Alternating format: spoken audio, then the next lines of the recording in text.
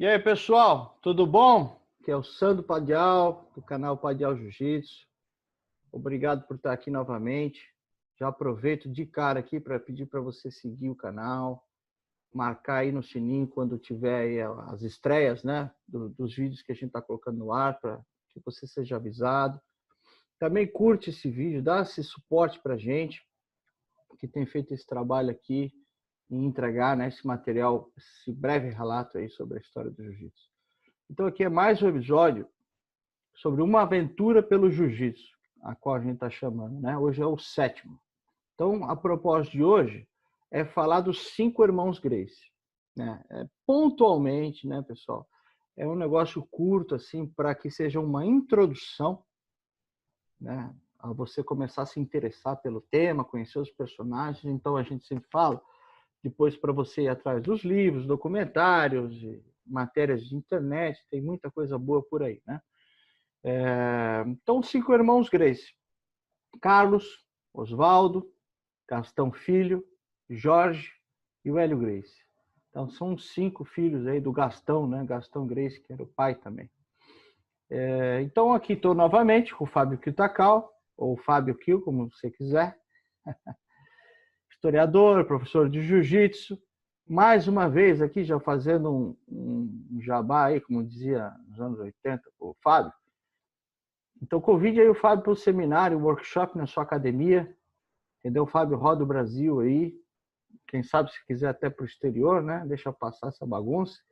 Então, leva o Fábio aí, ele vai fazer uma super aula, um super workshop de história do jiu-jitsu. Tenho certeza que vocês vão adorar. Entendeu? Já fizemos aqui em Santa Catarina mais de 5 e foi um grande sucesso.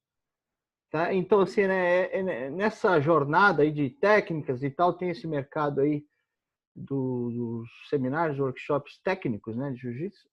Nada como você também incrementar isso com filosofia e história do jiu-jitsu, tá bom? Fica aí a dica, o Fábio tem rede social, manda um inbox para ele. Fábio, vamos lá, conta pra gente, como é que é esse negócio aí de 5 irmãos Gracie? É muita gente, meu. Fala, Sandro. Fala, pessoal, tudo bem?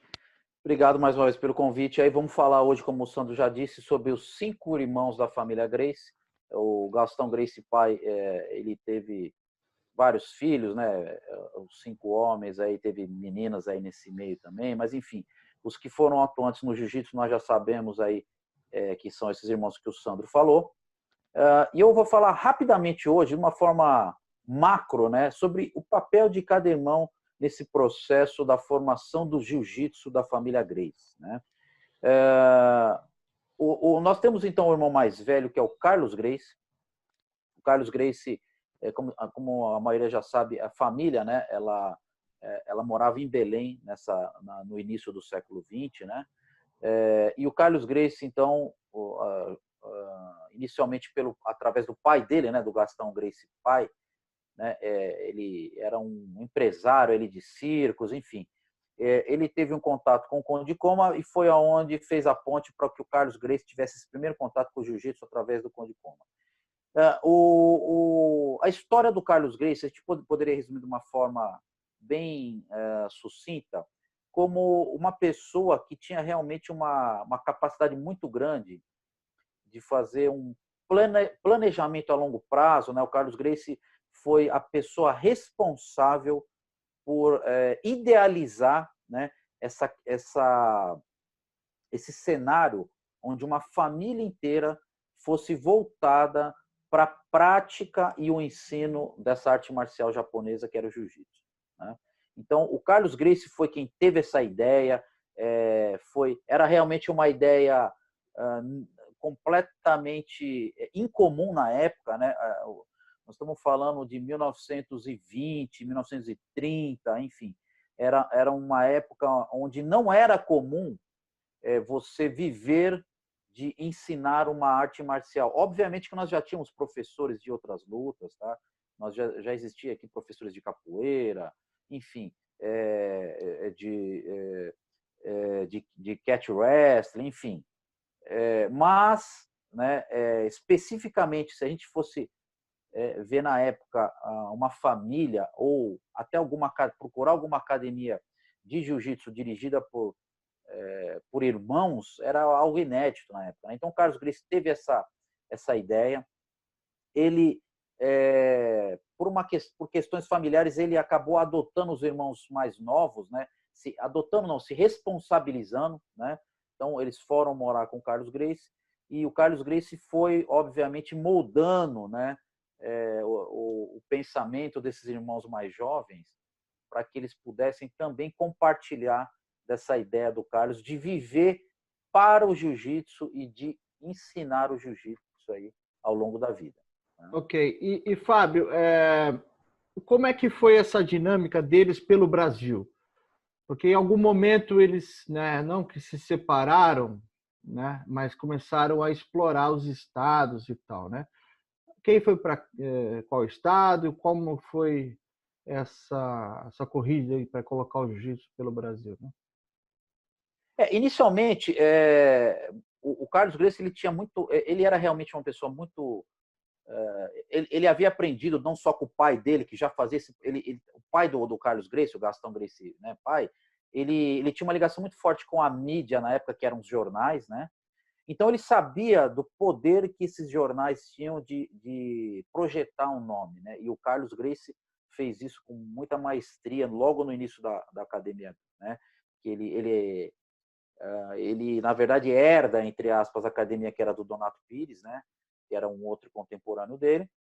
E o Carlos Gracie, então, ele tinha muito claro na cabeça dele que o caminho para expandir o jiu-jitsu era através da mídia, dos jornais. Então, ele faz isso constantemente, ele chama os jornais para inaugurar a academia dele, né? Então, ele começa esse processo, na verdade, no Rio de Janeiro, né? Eles mudam de Belém do Pará e a partir de 1930 ele assume, então, enfim, em 31 ele já tem essa academia que era do Donato, né? E ele começa esse processo de forma assim constante de falar com os jornais, de produzir matérias, e isso começa a ganhar realmente uma notoriedade, e ele obviamente adota aquele marketing agressivo de desafios, né? E os irmãos começam, lógico, a entrar nessa dinâmica. Durante um bom período, eu diria que alguns anos, ele se concentra, obviamente, no Rio de Janeiro, que era a capital, né, federal, né? E realmente o Rio de Janeiro era, né, um local que influenciava todo o resto do Brasil, e o Carlos Gracie se aproveita disso. O primeiro, né, que começa a sair realmente do jiu-jitsu para outras cidades, né, é o próprio irmão Oswaldo e o próprio irmão Jorge Gracie, né? São os dois primeiros que começam a viajar. O Oswaldo de forma mais tímida ali para Petrópolis, né? Agora o Jorge não. O Jorge Gracie, né, era um dos irmãos que tinha constantes problemas, atritos com o irmão mais velho, que era o Carlos. E nesses atritos que eram curtos, né? Mas assim era o suficiente para o Jorge Gracie, por exemplo, ir para outra cidade. Por exemplo, o Jorge Gracie, eu vou falar de forma bem resumida aqui, como a gente já falou. O Jorge Gracie teve academia em São Paulo, Recife, enfim, o Jorge Gracie viajou por vários estados do Nordeste, né? Cada estado que ele passava, ele ficava um determinado tempo, deixava ali algumas pessoas que eram alunos, que eram uma espécie de instrutores. O Jorge Gracie viajou pelo estado de São Paulo, por muitas cidades do estado de São Paulo. O Jorge Gracie esteve no Rio Grande do Sul, assim como o Oswaldo também. O Oswaldo teve em Minas. Quer dizer, esses dois irmãos, principalmente o Jorge, foram os responsáveis por levar, vamos dizer assim, de forma realmente presencial, esse jiu-jitsu para outras cidades. Enquanto o Carlos se manteve durante a década de 30 inteira no Rio de Janeiro, e na década de 40 o próprio Carlos Gracie passou uma grande temporada, praticamente mais da metade da década de 40, em Fortaleza, lá no estado do Ceará, e onde ele também pôde fazer esse papel de disseminador do jiu-jitsu. Ok. Então, o Carlos, digamos que era o mais velho, o mentor também, desses irmãos todos aí, dos 5. Em algum momento, uns foram se desprendendo, né? Como o Oswaldo, depois o Jorge, ou os dois juntos, não sei bem, né, a cronologia disso. Mas o Hélio, no final das contas, o Hélio e o Carlos ficaram mais juntos. Não sei se o Gastão... Acho que o Gastão foi o que faleceu mais cedo, Fábio, foi isso? Não, não. Na verdade, quem faleceu cedo foi o Oswaldo, né? Que era logo o irmão abaixo do Carlos, né? Ele faleceu bem, assim, relativamente jovem, né? E a gente esqueceu de falar até do Gastão. O Gastão também teve esse papel, só que o Gastão, o papel do Gastão foi mais voltado para São Paulo, né? Enquanto o Oswaldo ele fez pequenas. Oswaldo teve academia em Petrópolis e em Belo Horizonte, né? E no Rio de Janeiro. E já o Gastão não. O Gastão, quando se desligou, né, do Carlos, desligou não, ele se separou do Carlos, né, em termos de academia, o Gastão foi direto para São Paulo, né? Agora, Então, o Gastão, seguinte... pode falar. Não, conclui, por favor. Então, assim, o Gastão realmente ele teve um papel muito importante na década de 50, né, de 40, de 50, principalmente aqui em São Paulo, no estado de São Paulo, né? Agora, o Oswaldo, como a gente já falou, faleceu relativamente jovem, né? E já o Jorge realmente ele foi um recordista, né? Passou assim por muitos estados enfim, ele com certeza foi o que mais disseminou aí o jiu-jitsu pelo Brasil em números de cidades e estados. A pergunta que eu ia fazer era justamente essa, né? O Carlos, um mentor, lutou também, mas lutou pouco, né? Não teve muito volume de luta. O Gastão e o Oswaldo, acredito, também você vai me responder, que em termos de confronto também não foram tantos, né? Talvez mais focado como lecionar, professor e tal. Agora o Jorge e o Hélio realmente foram os que tiveram no front, assim, como lutadores, né? Conta um pouco, fala um pouco sobre isso, assim, lógico, mais uma vez por cima, né? Não vamos ficar citando as lutas do Kimura, nada disso, né, pessoal? Negócio mais por cima mesmo. Falando de forma cronológica, tá? O Oswaldo, apesar de ser o irmão logo abaixo do Carlos, né? Ele começou relativamente velho. A primeira luta registrada do Oswaldo Gracie, ele já tinha 27 anos, já, né? 26 para 27, enfim. Já ao passo que o irmão que viria a seguir, né, abaixo, né, do Oswaldo, que seria o Gastão Filho, não existem lutas, pelo menos que eu saiba, registradas do Gastão Filho. O Gastão sempre foi realmente um dos irmãos que ficou focado, né, nas aulas, né, no ensino da defesa pessoal, enfim. Ele focou a vida inteira nele, no ensino do jiu-jitsu como defesa pessoal. O Oswaldo teve algumas lutas, mas foram muito poucas, assim, se comparadas.